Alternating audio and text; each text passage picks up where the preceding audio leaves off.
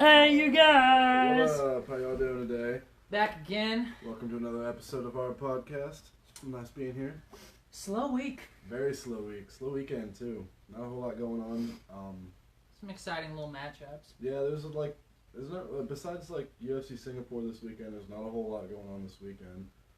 And it's just been slow, man. You know, we got a couple of... Makes our job easy. But Yeah, you know, we got a couple of smaller boxing matches I want to shine some light on. And the UFC card, you know, it's got a couple of interesting fights on it.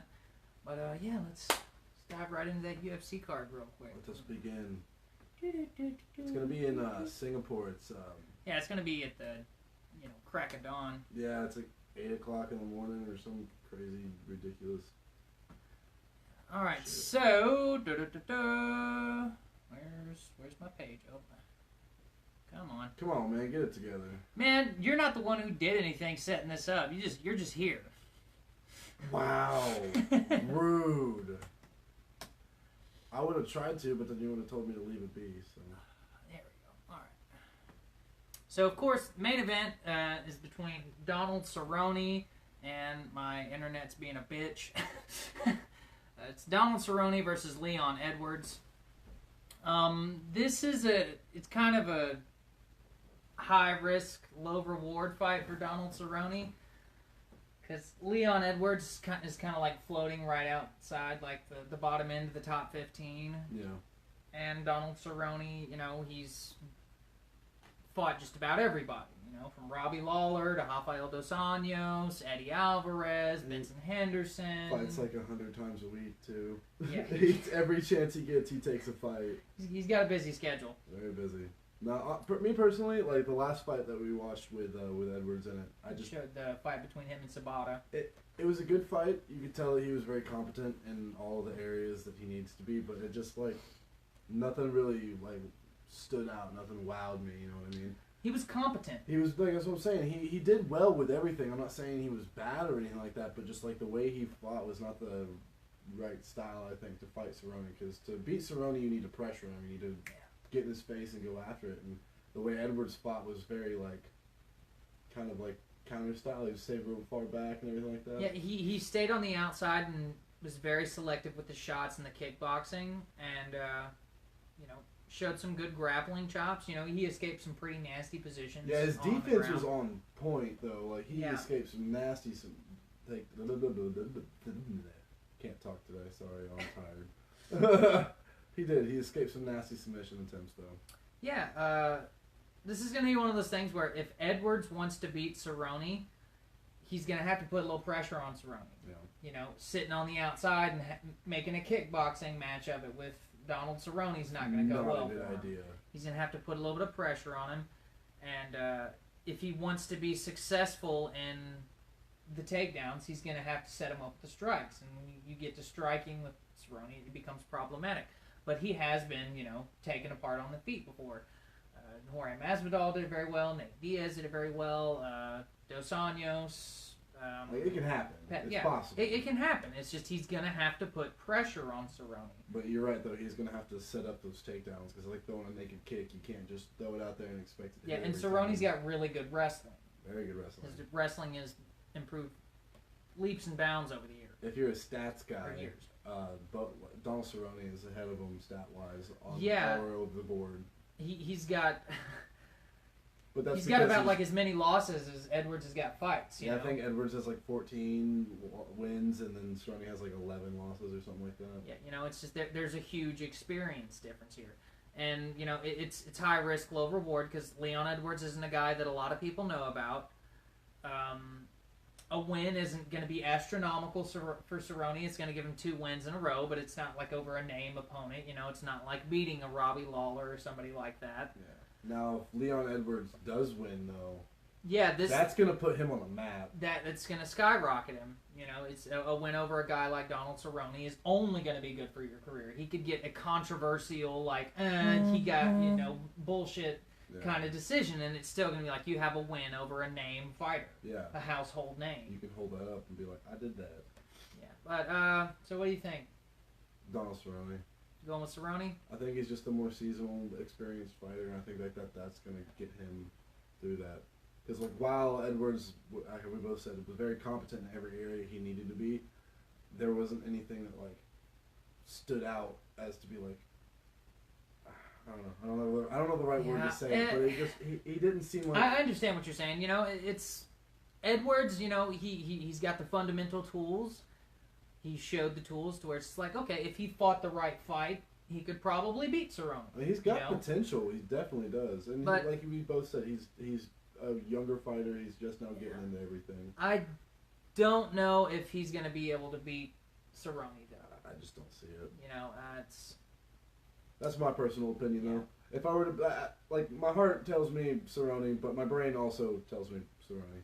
Just because... Yeah, this is one of those fights where, you know, the heart... You know, I'm not having to pick between heart and mind. I mean, there's a little bit more on the heart side because, you know, I'm a long-time Donald Cerrone fan. I remember, like, him fighting Rob McCullough in the WEC. Go get some Donald Cerrone. He's the best. I love it. Yeah, I have to side with Cerrone on this one as well.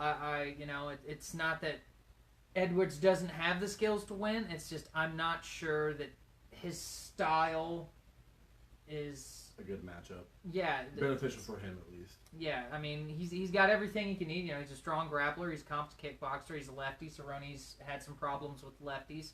But I'm siding with the seasoned veteran in Cerrone here. And that's going to be the main event of the main card. And this is all on Fight Pass. Yeah. All on UFC Fight Pass.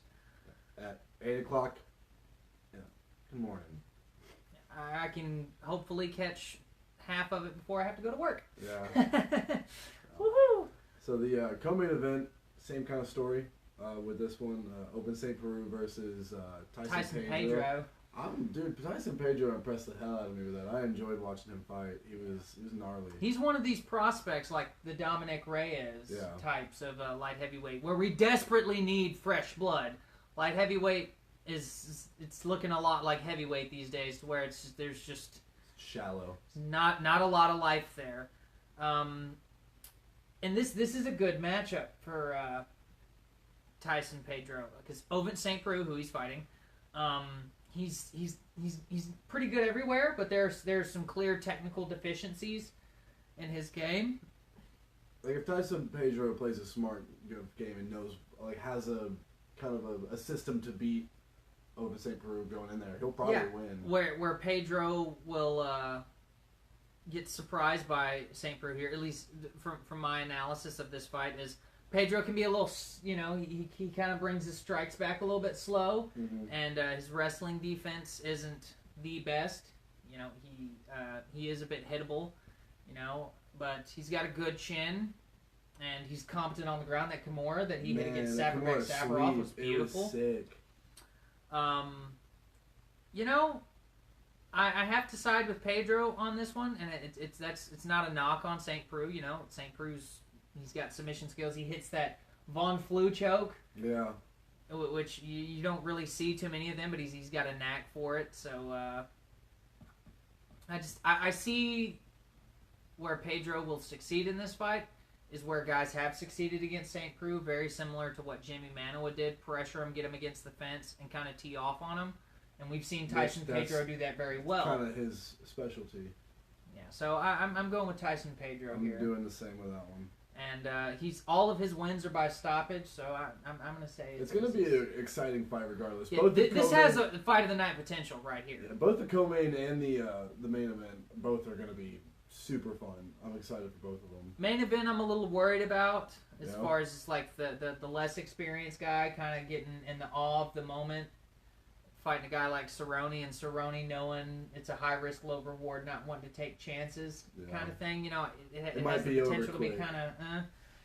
But St. Preux versus Tyson Pedro, I can't logically think of a way how this is going to be a boring fight. No, it's going to be fun as hell. Yeah. Jessica Rose Clark and Jessica I. Jessica Rose Clark is coming off a win over Paige Van Zandt. Paige Van Zandt, you know, is one of the real hyped female fighters in the lower weight classes for women's MMA. No, it was girl that was going through surgery. Sorry, I thought she was. I seen an article and I thought it was her that was going through surgery, but it was another fighter. Never mind. This is a pretty interesting matchup because Jessica Rose Clark, I would kind of describe her as kind of like a scrappy kickboxer. You know. Yeah.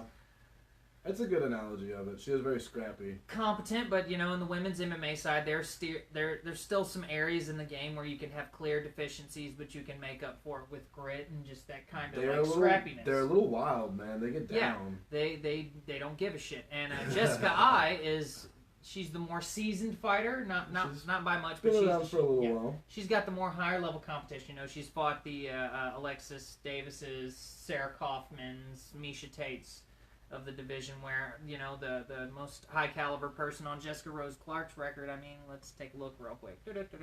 Maybe Paige Van Zandt. Yep. Yeah, she's got a loss to Sarah Kaufman and has beat Beck Rawlings and Paige Van Zandt in her last two. No. So this is a interesting stylistic matchup. Where I think Jessica Ai could have some success in this fight is if she kind of repeats her last fight. She came in with a very takedown heavy game. But Jessica Ai is also pretty competent on the feet. She's got some nice, quick, sharp punches, but she does leave her chin up a little bit. Yeah, when she throws a big problem. It starts to raise up a little bit more every time she throws it. It's how you get clipped and get knocked out. It's how Misha Tate dropped her with an overhand right. It was beautiful. It was. What do you think on this matchup?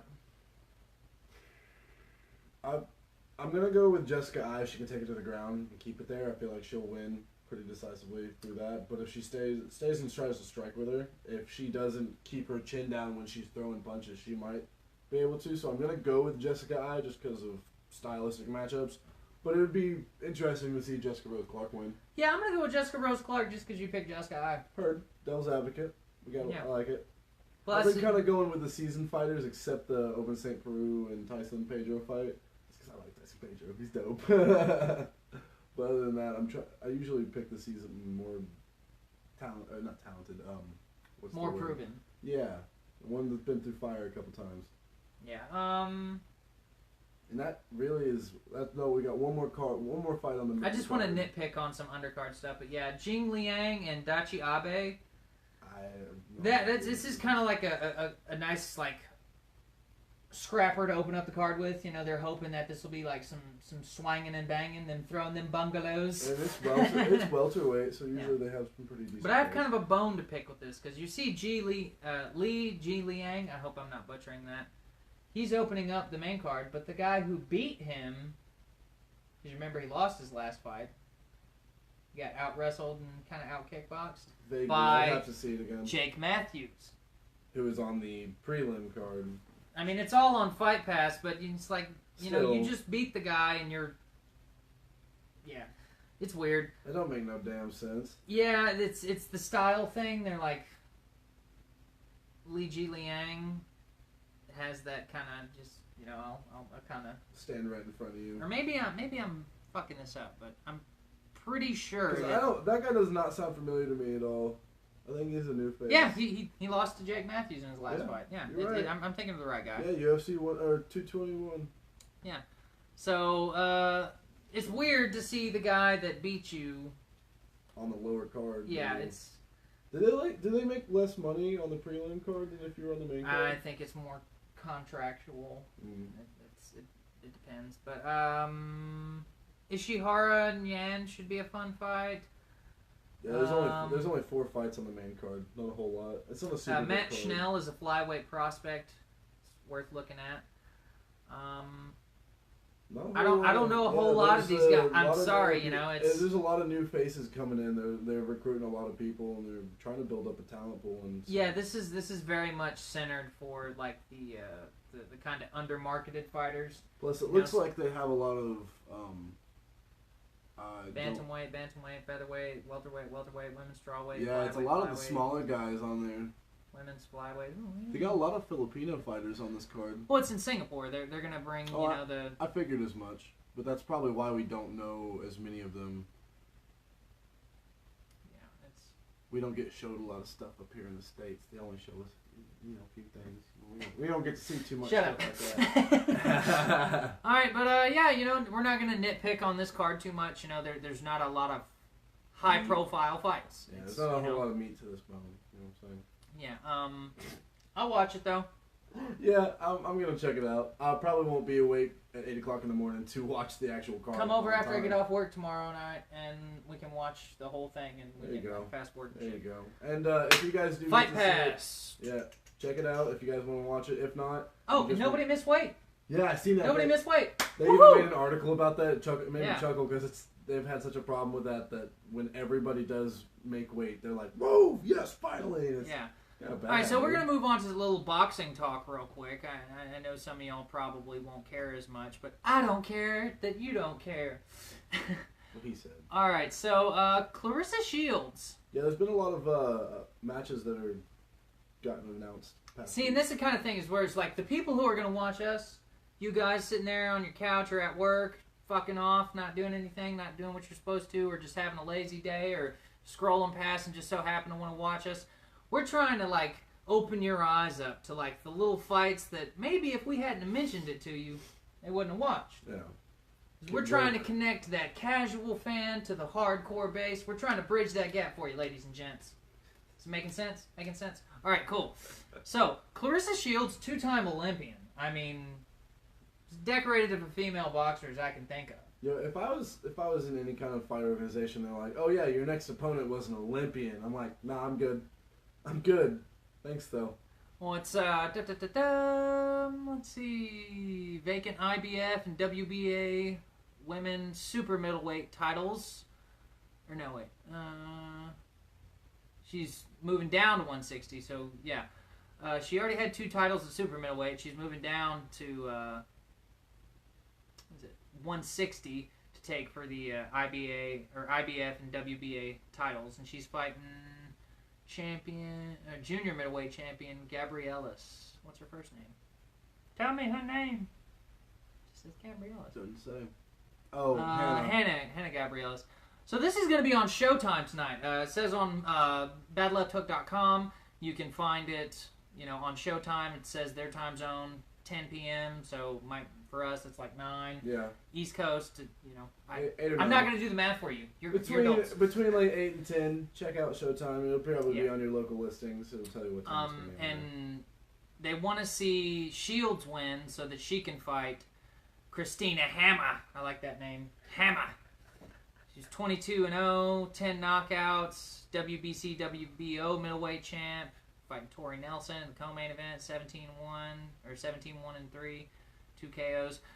So this is something that we're seeing a little bit more of, and I'm going to give a little bit of credit to Ronda Rousey here because she brought more eyes to women's combat sports. Mm-hmm. And you can disagree with me on that if you want to, and I don't care. We got to have that understanding. I'm not saying that she's the reason that this fight is happening. I'm saying that she just brought a little bit more attention to women punching each other in the face, just like Gina Carano did fighting Cyborg before Ronda Rousey. As we're getting into the more, diverse combat sports era where you can watch EBI, which is going to be on Sunday. We'll talk about that in a sec. You can watch kickboxing, you can watch Muay Thai, you can watch boxing, you can watch MMA. The combat sports bubble is getting a little bit bigger. Incremental, it's definitely spreading. Small little things. Everywhere you turn, there's new fight organizations or new people talking about it that you wouldn't expect to be talking about a fight coming up and things like that. It's fun to watch it grow like that. Yeah, famously, about a decade ago, Dana White said there'd never be women in the UFC. Now look at you. Process. I love how you finger gun. But yeah, so this will be a fun fight. I mean,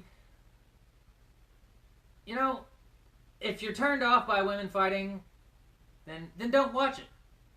But if you want to see some talent, you want to see some skill, tune in, Showtime. I think it's fair to say that any real fight fan doesn't really care who or what is fighting. Yeah, if you don't want to watch somebody fight based on it's the little guys and they don't have big knockouts, or it's a women, or they're not, It's a heavyweight and they just... We all nitpick. Yeah, everybody likes what they like, but... I'm not going to fight garage backdoor brawl 27 out of Louisiana. Somebody's going to get mad over that one. I don't care. Alright, so just to a nice grudge match. These guys have been talking shit to each other for years. Brandon Rios and Victor Ortiz. This is kind of, I called it on Twitter, kind of like the Battle of the Shop Worn. They're they were both world champions at a point, but they both looked pretty, for lack of a better word, haggard over the past 5 years. A little bit. I mean, when you get hit that many times over that amount of time, you start to look a little beaten. Nobody just comes out of there pretty. Yeah, it's a fun matchup. They're hoping that they'll bring out the big guns and beat each other up a little bit, but I have to side with probably Brandon Rios on this, just because Victor Ortiz has been more chinny. Yeah, he's a little chinny. Mikey Garcia claims he wants to fight Errol Spence Jr. Really like to see that fight. That should be fun. Joseph Benavidez, one of the Durrell brothers, are talking about squaring off in December. Garcia and Porter fighting. Ooh, I need to make sure I catch that when it's aired. Bob Arum talks about fall return for Terrence Crawford. Really like Terrence Crawford. Yeah, I wish he could fight, the Sporters, Pences, and Keith Thurmans of the division, but they're, promotion and... Yeah, it trips me out how the setup between making fights is in boxing compared to how it is in like fight organizations like the UFC and Bellator and stuff like that. It's because everybody has their own organizations and more sanctioning bodies. Yeah. Everybody has their own personal manager and fight promoter and all kinds of other stuff. You get a belt, you get a belt, you get a belt. Everybody gets a belt. And you get 5 belts over there. It's real. It's how it is, and it's so confusing to keep track of everything. There's so much going on. So many champions of this and that. You got WBO, WBC, WBA, IBF, the ring, the lineal titles. And the fact you got people walking around here with like 8 belts on them, you're like, what?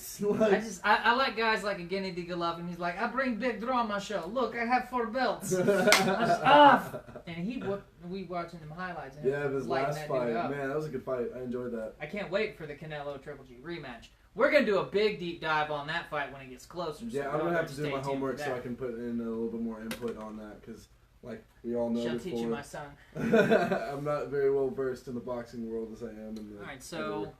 Moving over to a little bit more MMA news. Greg Hardy, let's talk about this real quick. You don't really know who Greg Hardy is, do you? Well, he's a football player, and he got, charged with domestic violence, assault battery of some sort in the domestic sense, beating on a woman. That's not good. He won a contract with the UFC on Dana White's Contender Series, the Tuesday Night Contender Series, which y'all should check out on Fight Pass sometime. It's pretty good. It's pretty fun. But a lot of people are voicing out that why are we letting a known criminal woman beater fight in the UFC? Jessica Rose Clark, who we were just talking about on the UFC Singapore card, with having experienced domestic violence in the past, is like, I don't like that they're letting him fight here. I wouldn't either. And it brings up kind of, the moral question is, do you let somebody who has that history fight for you, or do you say, okay, that's in the past, let's see what he can do now? This is a question I'm asking myself, and I want to ask you guys out there who are even watching. I'm not condoning what he did. Oh, absolutely no. It's But people can change. Everybody can. Everybody has the potential to grow and become different people. Not everybody just stays the same stagnant person all the rest of their life. I mean, it happens, yeah, but I mean, at the same time, he could have, So what do you think, people? You guys think he should be able to fight? Me personally, how long ago was it? I do not know. I don't. Like, were these like allegations like a couple years ago or like 5 or 10 years ago? Because I don't really care about the timeline on it. I just look at it from the beating on women thing. I don't like guys who beat on women. I'm not saying I do either. I'm not saying that any amount of time will make that any less of an accusation, because that's some serious shit, yo. My thing is like a lot of stuff can happen to a person in 5 years. You know what I mean? So was that enough time for him to kind of like not be a woman beater? I don't know how to put that. Like, you know what I mean? Do you write him off forever, or do you give him a chance? Yeah. Because Dana White's like, everybody deserves a second chance. Well, and I agree, but yeah, it's one of those things. It's like there's certain societal things where people just don't forgive you for beating on women, messing with kids, you know. There's just a few of those things where it's like a universally don't fucking do that. But in combat sports, there's been a history of guys who mistreat women getting a pass, you know. It's happened before. It's like there's been situations like that in the UFC. There's been situations like that in boxing. If Mayweather, Tyson, you know. Personally, if they're going to target him and crucify him for what he did and not let him fight, I feel like they should kind of do that with everybody who has had the same allegations and accusations toward them. So, me personally, I feel like they should let him fight because they let everybody else fight. That doesn't mean that I feel like people who have done those things should be able to. All I'm saying is why crucify one person for something that a whole bunch of other people did? You need to do that to everybody. I'd say if they're gonna let him fight, bury him on the prelims, fight past prelims until he proves he has some real skills, and don't just give him a shot on the main card because he knocks out nobodies and so tired has a big name. I'm so tired of them putting just people with a big name and no actual fight record on a big name event, being like, hey, they're gonna, and then ends up being shit. So. Yeah, and everybody, I remember just a few weeks ago we were talking about, CM Punk being on the main card because he brings pay-per-view buys. Well, that UFC pay-per-view only got 250,000 buys. Yeah, it did not do what they booed him. Attempted it to do. All right, so Josh Barnett gets his release from the UFC. Yeah. Yeah, he doesn't like USADA. For the people at home who don't know what USADA is, please explain. United States Anti-Doping Association. It's the organization that does drug testing for major sports and is under contract with the UFC to do drug testing for all of their fighters. I like Josh Barnett. I'm not going to fault Josh Barnett. The guy made his bones in the early days of the sport and is a legend. So I say let Barnett do whatever he wants. He's in the twilight years of his career. Let him go out, be happy, do what he wants. I'm not going to fault him here. And I don't feel like anybody should even question why he doesn't like it. If you don't like it, you don't like it. Nobody has to know his reasoning behind it. He just doesn't. I mean, it's one of those things where it's interesting. I'm curious as to why he doesn't, but at the same time, like you said, let Barnett do what Barnett's want to do. Yeah, these guys, who punched their ticket in the early days of the sport and have helped it get to the point where it is right now. When they're in these do you, boo-boo? They're the reason that we have... those guys and those fighters are the reason that we have the kind of organization that we have today. And so, in a sense, hats off to you guys, for real, because without you, we wouldn't have all these awesome fights to watch at our fingertips. Speaking of the more still kind of in the prime guys, Gegard Mousasi is going to be defending his Bellator middleweight championship that he just won against Rory McDonald, who also just won a Bellator championship. The super fight we were talking about earlier. That's going to be cool. I like this matchup. I do too. It's going to be good. I kind of want Rory McDonald to win. I've always liked watching him fight. Yeah, I feel like, it's when two fighters of equal skill square off, usually the bigger guy wins. Yeah. And I wonder if two big things that come to mind is Gegard going to be able to shut down Rory's wrestling, and is Rory going to be able to take the repeated shots of Gegard Mousasi? Yeah, because Gegard Mousasi's got some heavy hands, yo. He's not the hardest hitter, but he's very technical and he does have power. He's a very smart, competent striker, and his takedown defense has been getting better. I mean, he shut down Chris Weidman pretty well for good portions of their fight, and wasn't a slouch on the ground. He's got some jiu-jitsu chops. This is a really interesting stylistic matchup. I'm going to look forward to doing a thorough breakdown of this. Me personally, if Rory McDonald can do a good job getting on the inside and getting that takedown and keeping it there, I feel like he's going to dominate. He just has to compete with him on the feet and control it on the grappling. That's really what it is. If he wanted to win by decision, there's a game plan he could do it by. But that's just saying that Gregor Mousasi's just gonna stand there and let him do it. Yeah, and then Gegard's no pushover. This is one of those fights where it's I see a finish being the most likely win for Gegard, and then I see a a decision being the most likely I can way for completely Rory to agree win. with that. Because, yeah, he could submit Gegard, but Gegard could also submit Rory.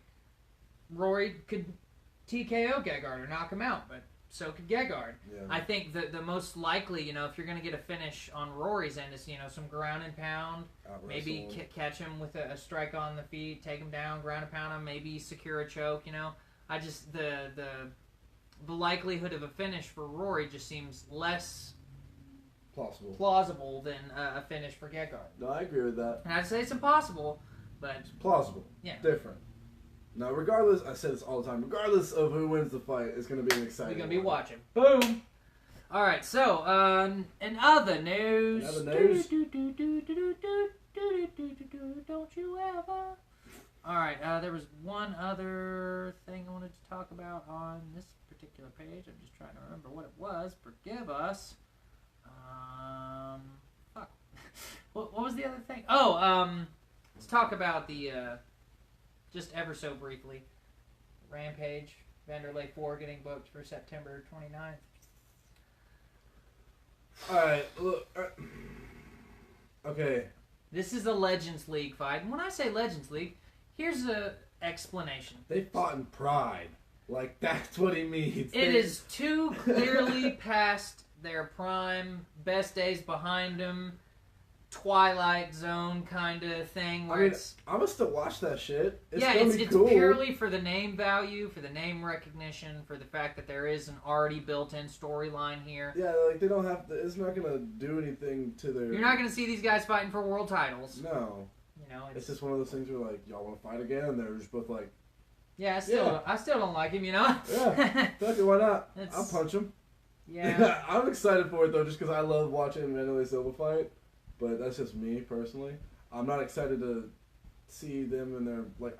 It's kind of like I want to remember them from their prime. I don't want to see them get in a fight and just beat the shit out of each other and one of them go down hard. I don't want to see them like. I don't want to see that. This is going to be really critical, but I'm trying to paint a picture here for you. I don't want to see these guys, you know, swing a couple punches and then clinch up and then be leaning on each other in the clinch, breathing heavy, and then they separate in the round ends and they got to put their hands on their knees before they walk back to their corner. You know, it's the thing is right. Like these guys' best days, the best things that they can do are clearly behind them now, and this is, you know, it's a money thing and this is what I love to do thing for them.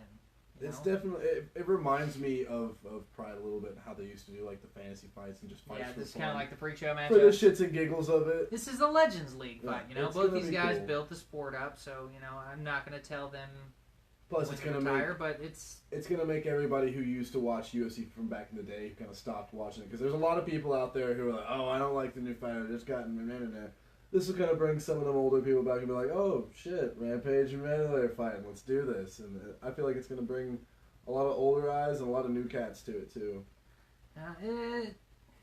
It's going to be a fun fight. If I'm off and it's on, I will begrudgingly watch it, but... I'm not going to go out of my way to try to, because I feel like it's going to be punishment. Because no matter what, I'm both a Rampage and a Vanderlei fan, so either way, it's going to be a bittersweet fight.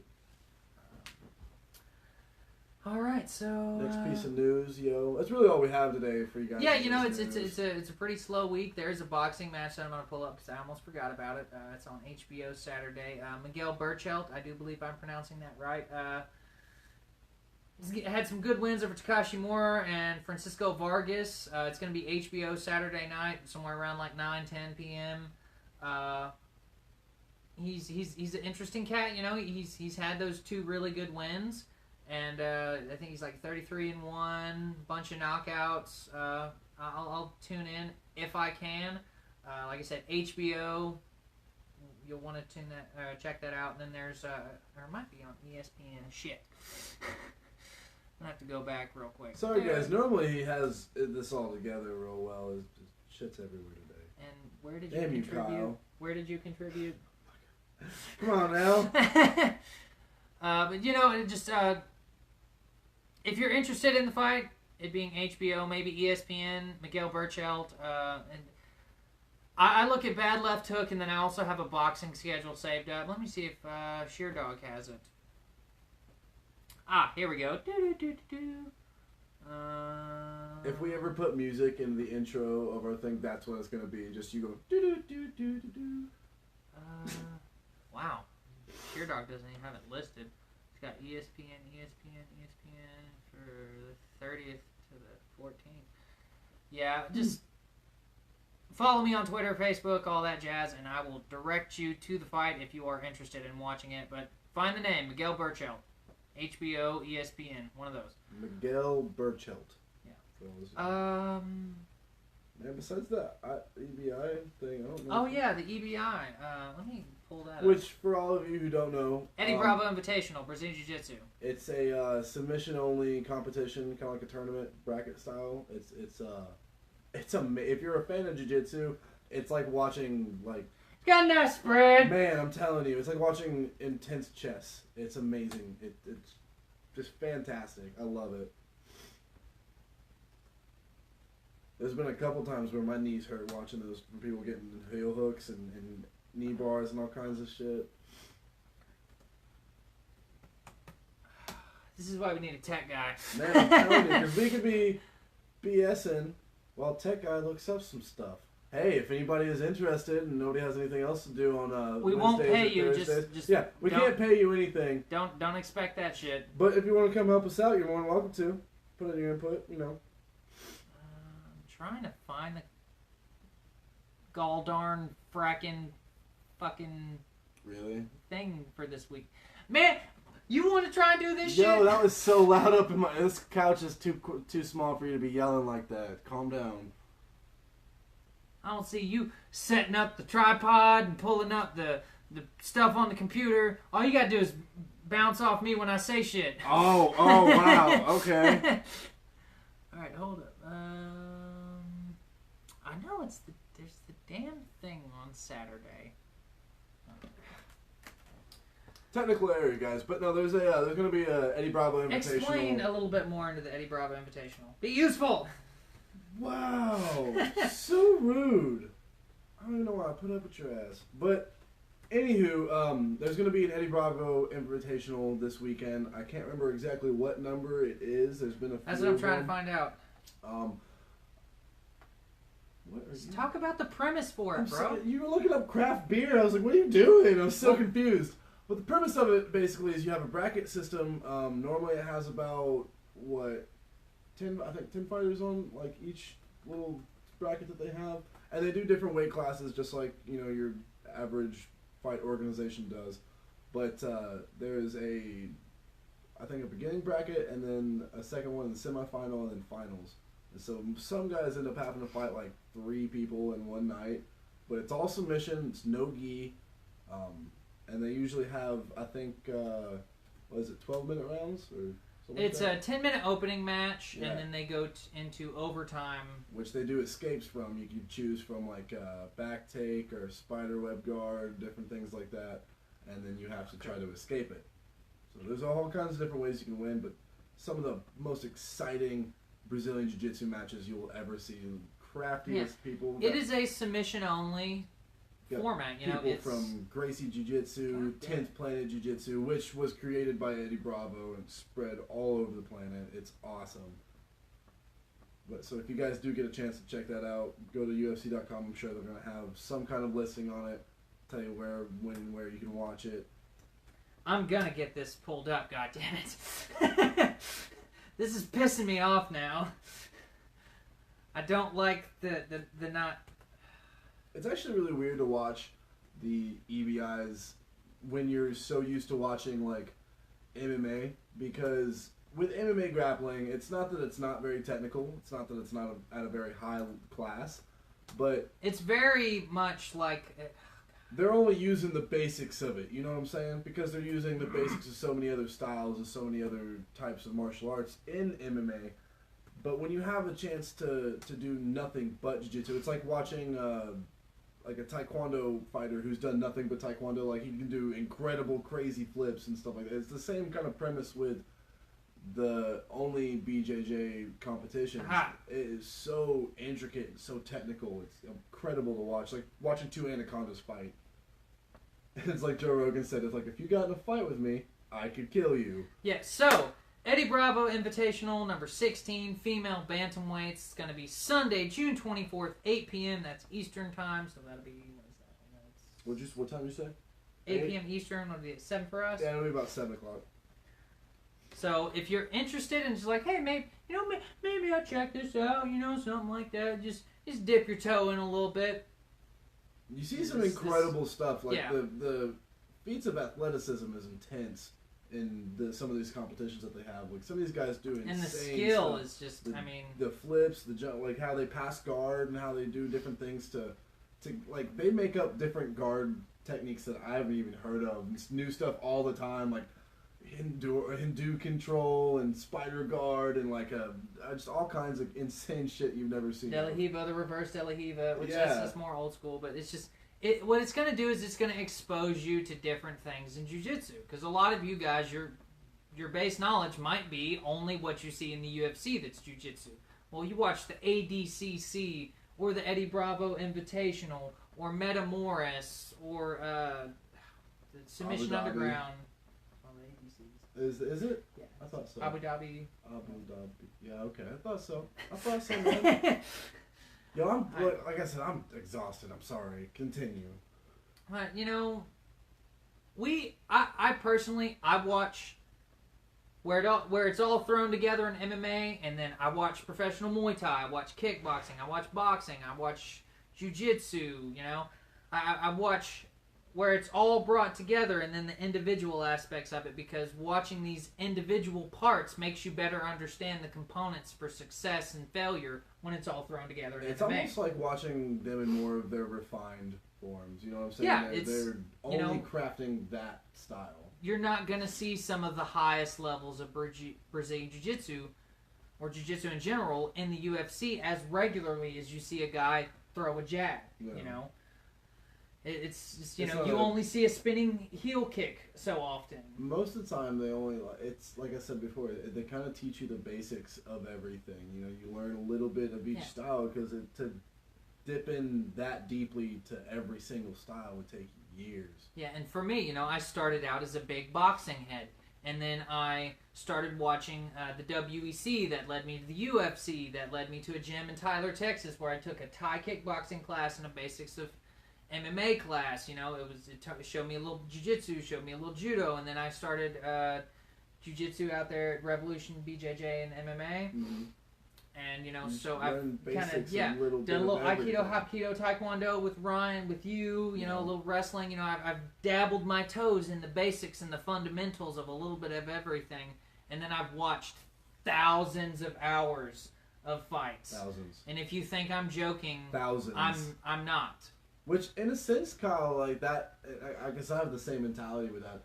That's honestly what Bruce Lee's idea with Jeet Kune Do was based behind is creating your own style from finding different other ones. Because every style has a hole that another one can fill. They're all think of martial arts. Styles make fights. Yeah, think of martial arts as like one big puzzle. You know what I'm saying? Like every other thing that branches off from it can kind of fit the hole of another one. So not one martial art is better than the other one. I'm saying. I think it's context and situation, how you use it, how good are you at it. But I think learning. It's a little philosophy talk. I think learning each one or a little bit of everything can really kind of expand and broaden your horizons as a fighter and as a martial artist, because you kind of get to understand the weaknesses and the strengths of every single style. You know what I'm saying? Yeah, for me, I've always been a smaller guy. Yeah. I'm pretty quick for a smaller guy, but, where I am smaller, I think I'm sitting at about 165 pounds right now. What are you? 200, 210? No, actually, I'm 190 right now. Oh, yeah. We both lost about 10 pounds. Yeah. Saw that swimming, dude. I've been at the lake. Walking up and down hills, running miles. But the point we were trying to make with this is branch out from MMA itself and check out all the different aspects of it. Like if you watch MMA and you really like the striking of it, check out Glory, check out Lion Fights, check out boxing. Boxing. If you're a boxing fan, you're like, well, there's not a boxing match on every weekend. Try a little kickboxing. You can find Glory on YouTube. You can find Lion Fight on YouTube. Which is Muay Thai. But say if you like the grappling or the wrestling aspect, you can check find out ADCC, Meta Morris, Eddie Bravo highlights. You can find instructionals. We live in the information age. If you are interested in something, what you can find out about it is nearly limitless. Yeah, but it'll also get out, get up, and get something. It'll broaden your horizons to what is actually happening inside the octagon when you're watching that MMA that you love so much, that we all love so much, and it's a very interesting thing once your eyes start to open up and you're like, whoa, I didn't even fucking know that. Like when I showed you that Tyson Pedro fight. And we were talking about night. how they used the head as like a third arm in the clinch. Like when he said that, I was like, yeah, Dominic Cruz blew your mind. He did. But that's really all we have for all the events going on this weekend. Like we said, there's UFC Singapore tomorrow morning. A couple boxing matches, I think you said. And then this Sunday. One tonight, one Saturday night, HBO, ESPN, Showtime. Check them out. Check your local listings. Shit, it's Facebook entertainment. Just you can find it. You just gotta look for it. UFC Singapore is going to be on Fight Pass. And then we have the Eddie Bravo Invitational on Sunday. And I'm off Sunday, so you better bring your behind over here. I got this. I want to see people get choked out. It's like watching two people simulate murder, almost. It really is. I like to refer to it as watching like pythons fight. It's so much fun. You guys need to check it out. But that's all the fights that we have this weekend. That's really all the news that we have for this week too. There's not a whole lot going on. It's a slow couple of weeks because July shit's gonna be popping. It's a quiet month. June normally is. But guys, that's all really I had to say. I kind of getting off my soapbox with the whole philosophy thing. I'll give you a little motivation today. The world is your jungle gym. Exercise, eat right, motivate yourself, do something. Discipline equals freedom. Follow us on Twitter at Martial Art Talk. You can follow me on Twitter if you want to do that for some reason. JimCracken93. Follow us on Facebook, Martial Arts Talk YouTube channel. Like, comment. The world post, is yours. share. Nah. Do it. Yeah, you better. Give us some comments, questions, concerns, anything. Please give us some feedback though. It'd be nice to be able to kind of comment back and forth with some of our viewers, see what they think about the show, see if what they think about some of the matchups that are going on. So, like we say with every episode, hit us up. We your boys. It's been fun, y'all. We out. Catch you later. Ugh.